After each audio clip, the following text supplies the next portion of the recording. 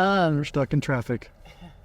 It's our, we were talking about this being our pilot podcast, and then the other one, what did you call it this morning? Carcast, or I don't like Carcast. I think we might do this in other places though. Like if we're just like on a walk or It's true. But someplace.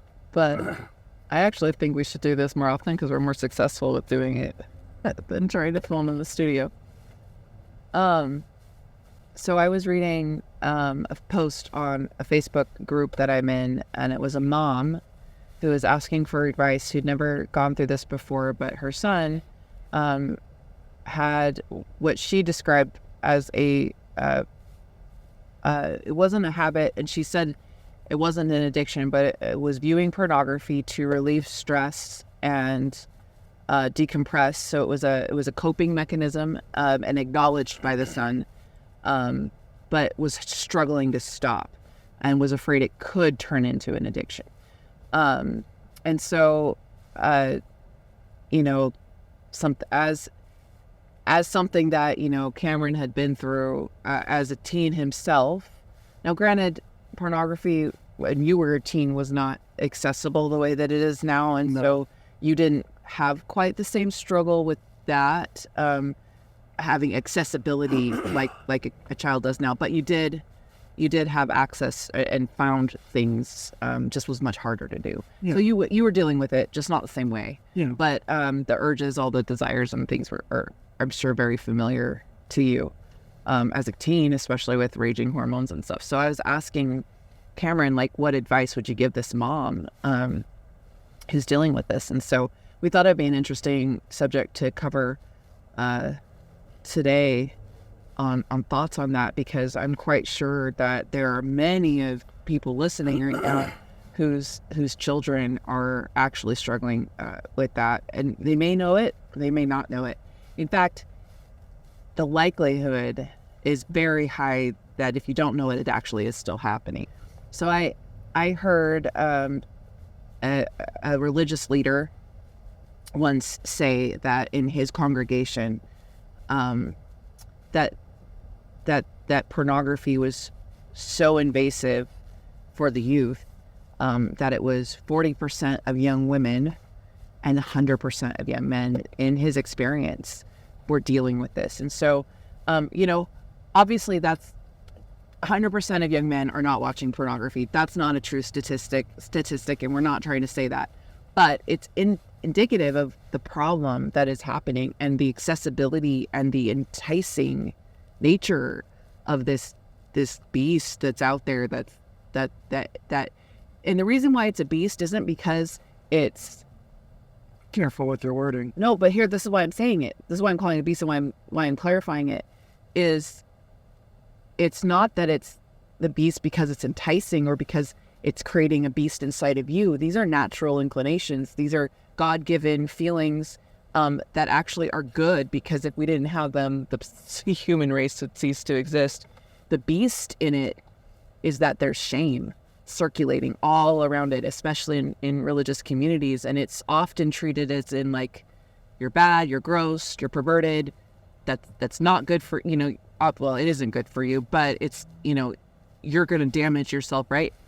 So kids get freaked out. They don't like it about themselves. They're scared of themselves, and shame just circles all day. So the beast is shame, not even necessarily pornography. Pornography is just a thing, and it's not good. It's not healthy, from our perspective at least.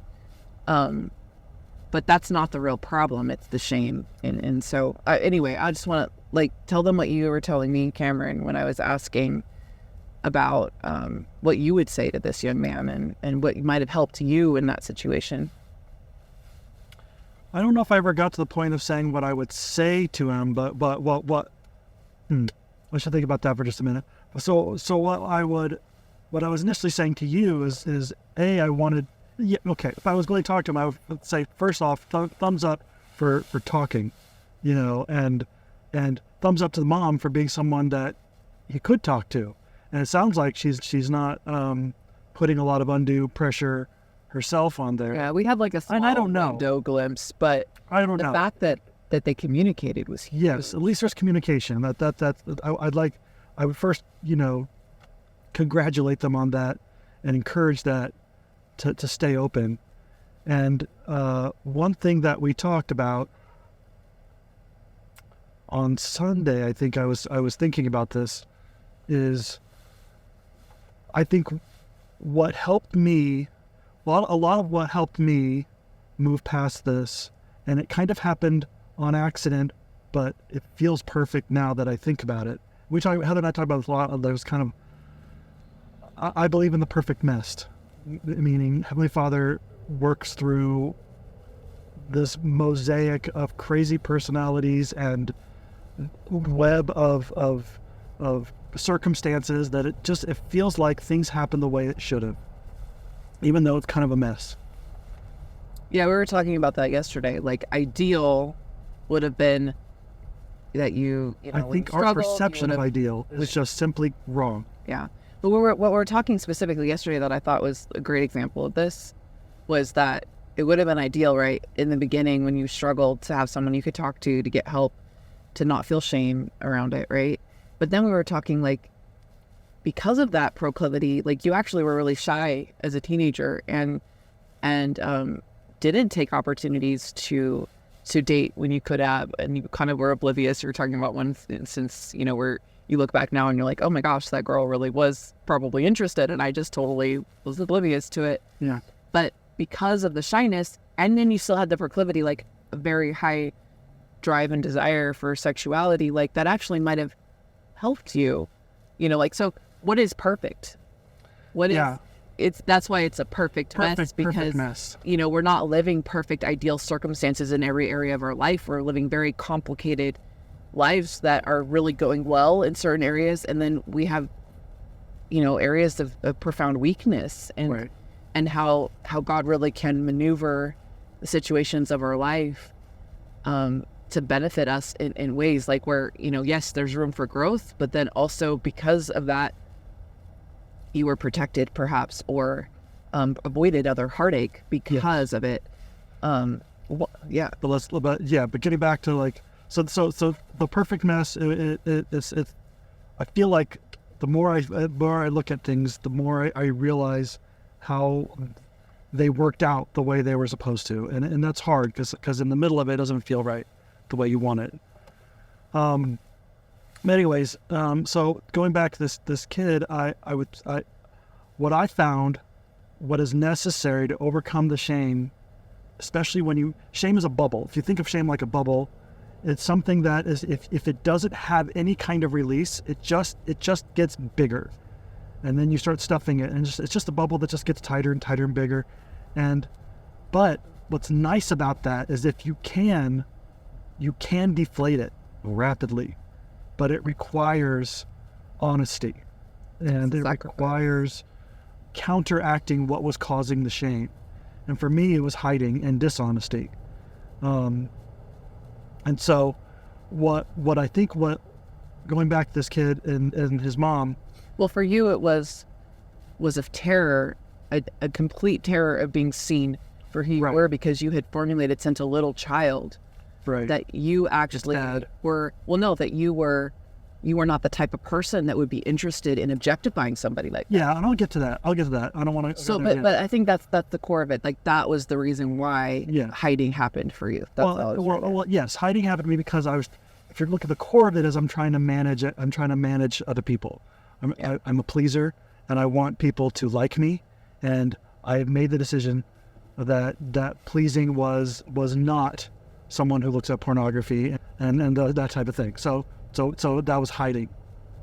And so, and then you have religious complications on top of it. So it's not correct. Yeah. And I really don't believe it's what's taught overtly. It's what's taught inadvertently by good people and all, again, the messiness of gospel plan is redemption, and we're here to learn and grow. What I think is really important is for every person.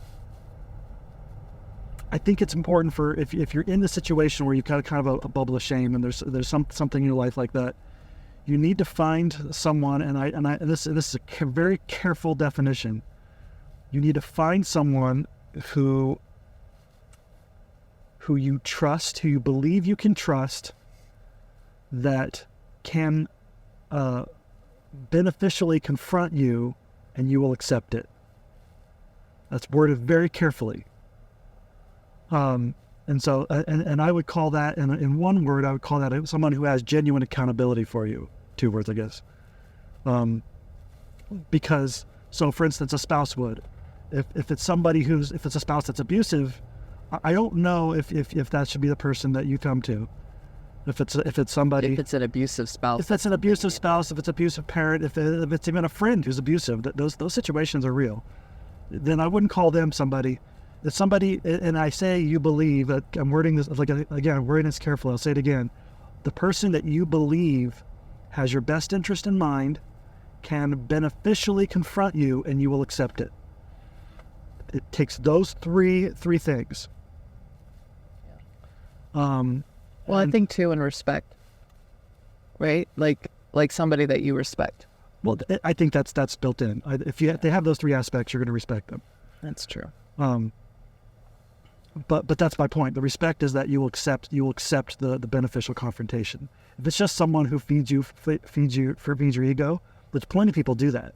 Yeah. Plenty of people will just have a friend who will specifically pick a friend that will maybe it's a pretty girl who has a friend who's just not as attractive, because that'll make them feel better to have that kind of overthink. There's things like that like genuinely exist, and if you're going to pick somebody to be your confidant, it needs to be somebody that can confront you beneficially, and you will accept it. Yeah. If it's not going to be that way, then you're never going to anything you're going to try to admit to them or help them with honesty. I just don't believe it's going to be a lasting thing. Yeah. So anyways, I'm hoping in this case, this kid has his mom for that kind of confidant. And in my case, with Heather being my confidant and having those aspects, when I was able to admit to her, become honest, and when I say become honest, I mean fully honest, no holds barred, everything out. And I do think that the person who is being the confidant should be prepared for that. Like, hey, this is going to be everything. Even the stuff anything that I feel shame about, I need to be able to give to somebody.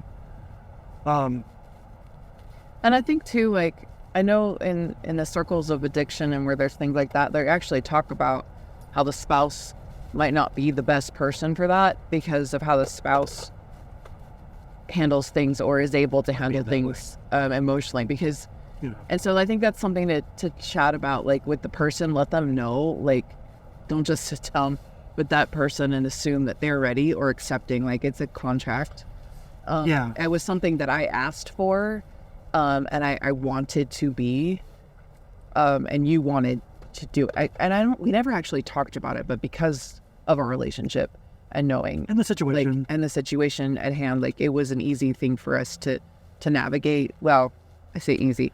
I think we accidentally tripped on it, to be honest. Complexities of finding that right person were simpler for us. It was not an easy thing to do. No. But I think like if you find yourself with a spouse who might, like, have their own trauma and not be able to handle it, maybe that isn't the right, but your spouse, if you're in a marriage situation, your spouse deserves to know that it's happening and who it's with. You know what I'm saying? Like that communication should happen, but also make sure that whoever it is that you're choosing to... Careful with the word deserves. Again, if I think most people are in a relationship where their spouse, even if they're flawed and maybe aren't safe, and it doesn't matter if they're safe, if they're a good person that is trying, you should be honest with them.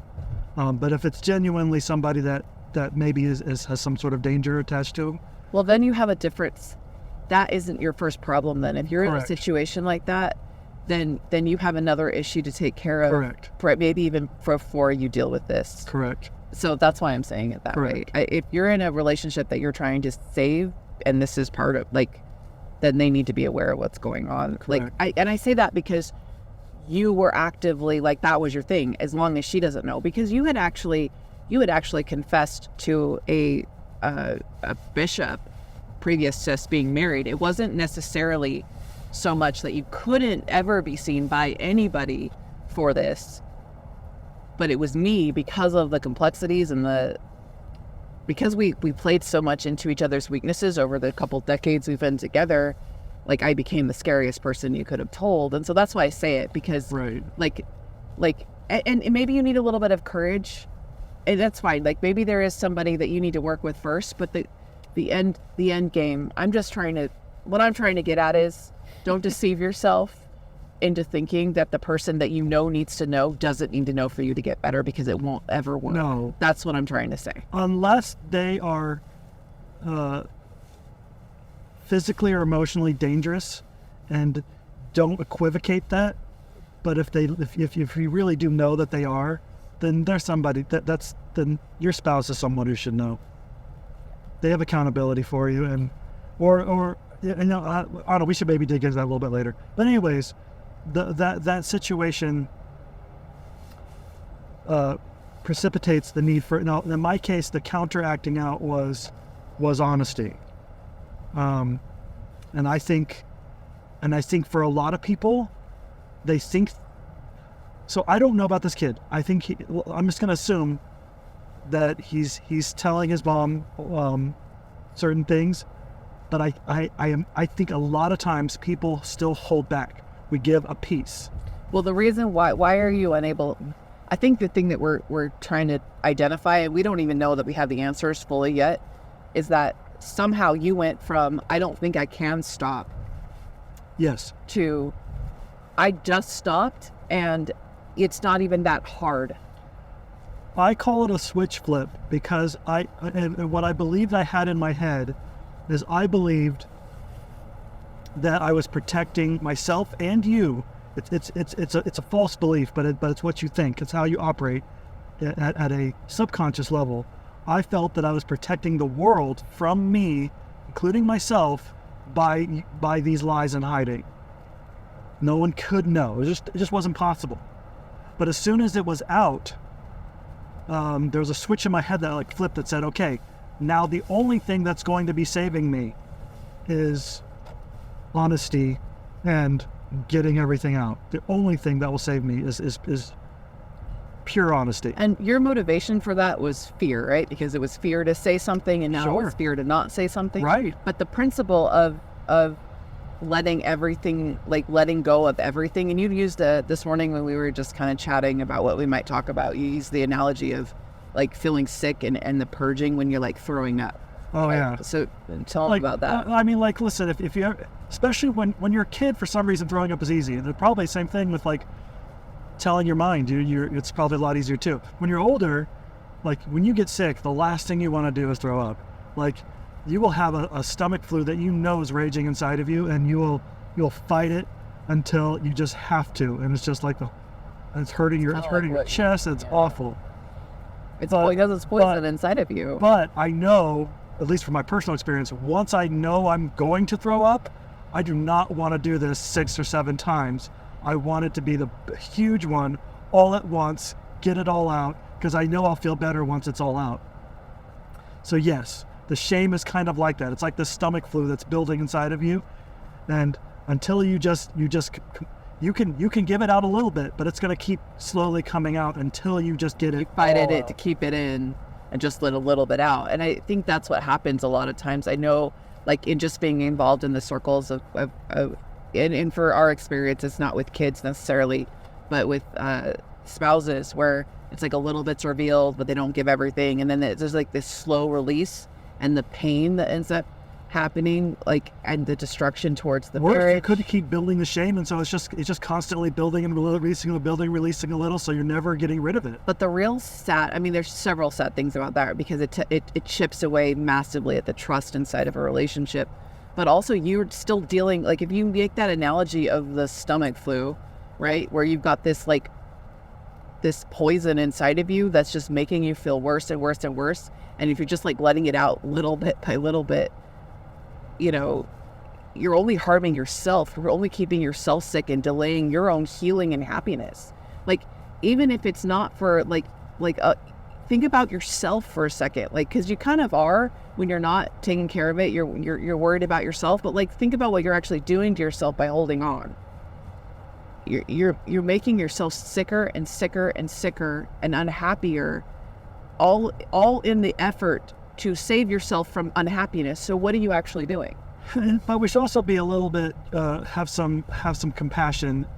We all do this. We all do this in certain ways. We have something that is not beneficial, be it shame, be it something else, kind of like our feelings of insecurity, maybe, that we hold on to with an iron grip because we believe they're so real that it's impossible to think a different way. And it's just not true. So much of what's happening around you is simply your choice. Even though you have circumstances that may have shaped it that are very powerful, and that the feelings are real. They're not fake feelings. The insecurities, the shame, the thoughts of, like, you could have left me. My life could have ended after this all happened. Could have. Yeah. Those are not fake feelings. They're not fake scenarios. Or it could have chosen to just be like disgusted and lean into all the things that you're fed about what it does and then stay together, but we're not happy. Like, all those things could happen. Totally could have happened. So it's not that your feelings are wrong. It's just that you've decided to kill yourself before actually going and doing the thing that could kill you. So you just pre-kill yourself ahead of time just to make sure that it happens. And that's something that we all do. We all do it in so many situations. In any place you feel stuck. We call this podcast Unstuck because it feels like so much of us are stuck. I feel stuck when I get stuck in these feelings of smallness and shame and uncertainty and regret. Those are all just small, weak feelings, and they're just making us stuck. And I think it's important we can talk about it like this, and I know I've heard so many people talk about principles like this, but then when you're in the middle of it, it feels so real. Mm-hmm. It feels like but this situation. You have so many good.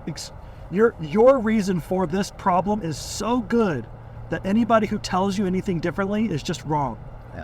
Yeah. You're the exception. Yes, this works. And you even did that with yourself. Of course. Yeah, we all do. Yeah. Oh, yeah, we're all doing it. We're still doing it. But I think it's really important to just call that out. Like, I'm not trying to be unsympathetic because, heck, I'm working through some things right now where I still feel stuck. And it's actually like, sometimes, here's the thing. When you become conscious and aware and you understand that you're doing it, it's even more painful. Sometimes it's frustrating. It's like, I'm thinking wrong. Well, and you have some control over it, but yet you just don't know how yet.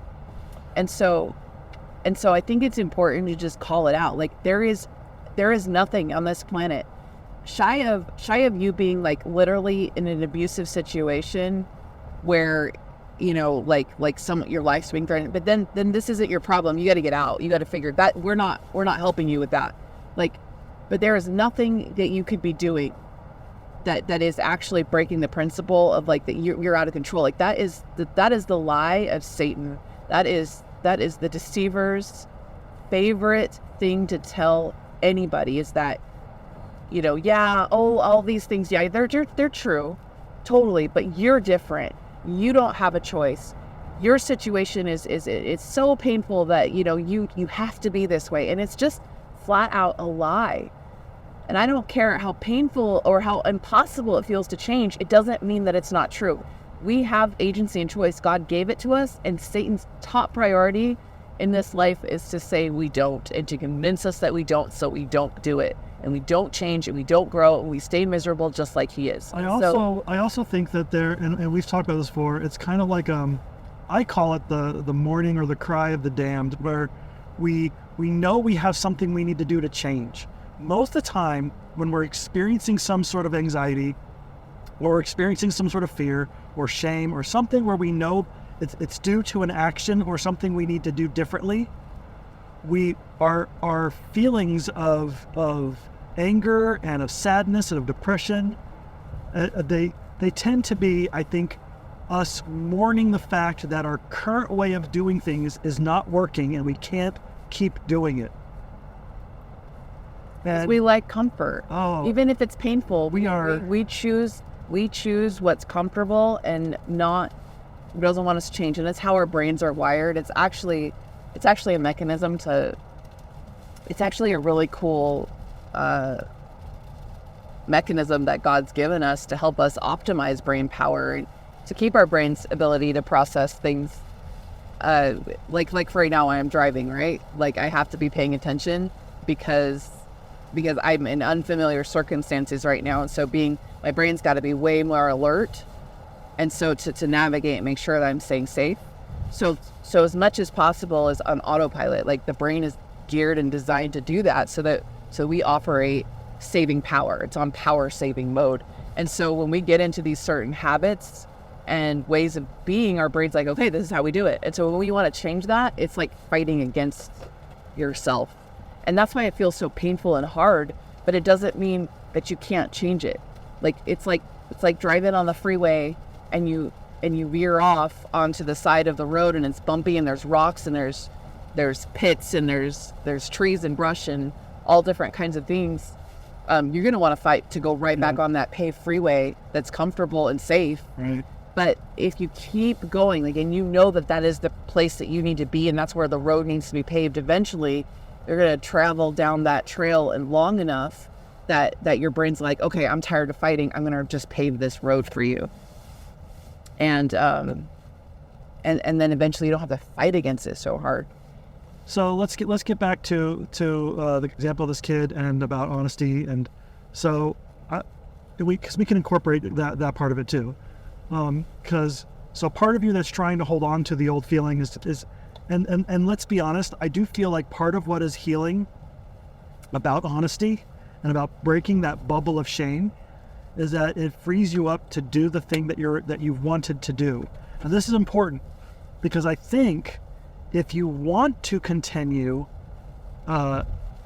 in your habit or whatever it is of pornography and doing and masturbation, anything that's not serving you, or maybe if you think it is serving you, if you still want it, it will probably continue even if you break the bubble of shame. So I think we all, when you get to the core of things, you're always actually doing what's in your core intentions. You're always doing it. So if you're somebody who, like, I've noticed I'm somebody who really enjoys technology and things like that, and somehow I always end up getting the thing I want, even if it's like not quite the perfect way I wanted it, or, you know, I love home theater, and eventually, you know, it took me forever, but I finally got the home theater room I always wanted. Like, that was just, you know, there's a core of you that's always performing the thing, and here's the kind of yucky part. It's also getting you the things you don't want too.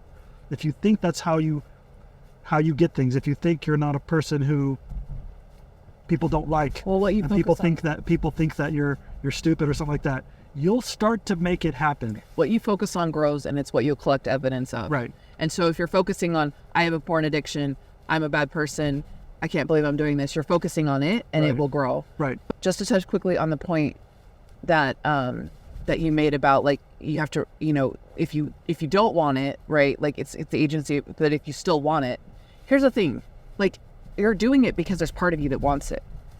Yeah. You were doing it because there's still part of you that wants it. You were getting something out of it. There was a payoff. But there was an override. But there's a distinction there, because everyone's going to say, well, there is part of me that wants it, so maybe I'm just totally a lost cause. Correct. And that's what I want to address. No, that's not the case. Yes. Get clear on what it is that you think it's giving you. What is the payoff for you? Right. Because unwanted porn use is only happening because there's a payoff. It's still unwanted. It's just that's the way you think you get that payoff. That's the way you think you can have the payoff. Even relieving stress, depression, a desire for connection, a desire for desire, right? To have even just that desire in your life. Like, it's giving you a payoff, but the method of it is unwanted. So I just wanted to make that distinction, because you could have a bunch of people saying, well, I'm screwed forever because I do want it. Well, what is it you actually want? If you don't like the method that you're getting we've often talked about this as very similar to someone who has, like, say, a food thing going on. You'll see that I avoid saying addiction because I just have feelings about that. Yeah. If they have a pattern with food, it's very powerful.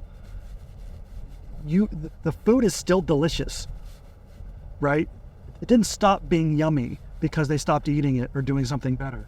But you have an awareness of it not helping you. So pornography, masturbation didn't stop being something that's tantalizing, something that you have good feelings over, whatever. Same thing with drugs or anything like that. But there was an awareness. If you have an awareness that this is not good for you, that I believe by breaking the bubble of shame, you will make the action to stop. And so this young man's situation, if he can break that bubble, if he doesn't think it's wrong, and doesn't feel that it's something that is detrimental. Yeah, if there's not that awareness, I don't think that'll stop the behavior. Well, then it's not unwanted. And then it's not unwanted. So we actually do have to wrap up. We're just about done with the drive, but I do believe that having that person. So going back to the core of what we were talking about, having the person who is your accountability person, who has your best interest in mind, can confront you beneficially, and you will accept it. Having that, and then really, I am all for the complete and utter complete purge. Anything that you feel is shameful in your life. I found silly things in my past that I felt I didn't want to. I realized I was censoring from Heather. Well, here's the thing too. It helps that I did that with you, and so yes, if your partner is open to it, and it may be, and I hesitate, like with someone that's outside of a parent or a spouse relationship, that's a hard ask. But if you're in that situation where your person is that way and talking about this or listening to this episode and just like chatting about what it could look like, that was so healing for both of us. Yes. Because we were both in a very raw and real place, being seen for who we are. And like, honestly, that's what intimacy is. We think of intimacy as sex. It's intimacy as being seen in who you are, as who you are without. It's literally being naked in front of somebody else, and I mean that figuratively. Not literally, figuratively. Well, and it's interesting because I think that's what in the Garden of Eden with Adam and Eve, I think that's what they meant, and they knew they were naked and they were ashamed, like they were seen. They were exposed. There's awareness. There's awareness there. And I think that to be able to have somebody that you could have that with really is healing. And the fact that we were able to do that together. I just want, we have to end, but I want to say that by having that process of what she talked about, and it was nice to have it be both ways. Doesn't have to be, I don't think, but it was really nice. That your healing's not conditional with somebody else's willingness. By just being able to pop that bubble and just get rid of everything inside of it, just purge the whole darn thing. It not only made it easier to stop, I really did not feel any urge to continue. Like you would say stopping would even be easy, right? Like I listen, in my experience, it was. You didn't have like a pull where you were just struggling one day and it was everything you do not to. There were pulls and there were, but not like the everything you could do not to, where you felt before like it was impossible. No. Yeah. But what was I saying? Sorry, I interrupted. You did. So not only did so in the beginning, I remember being really wowed about how like it felt like this I wasn't struggling to stop. Now we were talking a lot, and that helped too. We were very much in connection, but at first I remember even telling you and talking about this. I didn't know what to think of it. I thought I was probably just scared sober, and I think that that's actually fair because it really could be something like that. But after a while, it was harder and harder to keep calling it scared sober. Because like I wasn't feeling the insatiable pull that I thought I was going to. Yeah. That I thought I was. It was actually your normal reality. Yeah. And I do believe having that complete and utter purge of the shame and of shameful things in my life did that. Yeah. And I really think that can do that for everyone else. I feel like it feels like a miracle, and it feels like a miracle that can be replicated by And anyone. one that wasn't nearly as bad as you thought it would be. And Yeah. brought us together in such a way that we're stronger and happier and feel more alive and like we're actually building, like because we believe in marriage extending beyond the grave and into eternity, and we're actually, for the first time in our lives, at least, I mean, I think we've talked about that enough that I can speak for both of us. Like, we're actually building that. Yeah. We're actually building something that's so much better than we thought felt ever like existed. so, and this we're talking about. This isn't so much the kids thing now, but this is more of a marriage situation, or in a committed relationship. We felt that we were just playing house before. Like we after Pretending to be a grown-up. a few weeks of this, we realized like, oh, we were just kind of pretending to be adult. This is actually really what being grown up and really having a marriage and a committed relationship really is. Why it's a perfect mess, right? And I'm sure people have figured this out without all this problem. I don't think God put us down here expecting us to have it all figured out by the time we're married. No. And so I think it's such a beautiful marriage is such a beautiful thing to help really refine us and to give us a partner that when we can show up for each other in the ways that we were able to heal in a more rapid way. I think it's on purpose. So well, if we came perfect and we could have done this ideally, there'd be no need for an atonement, and we know that there was a need for it, and so it's nice to have actually partaken in it in a way that I'd never expected before, and to see the fruits of it is beautiful, and I believe it's something that everyone can have. we want that for everybody, which is why we're doing this. All right, thank you. Have a great day, everyone.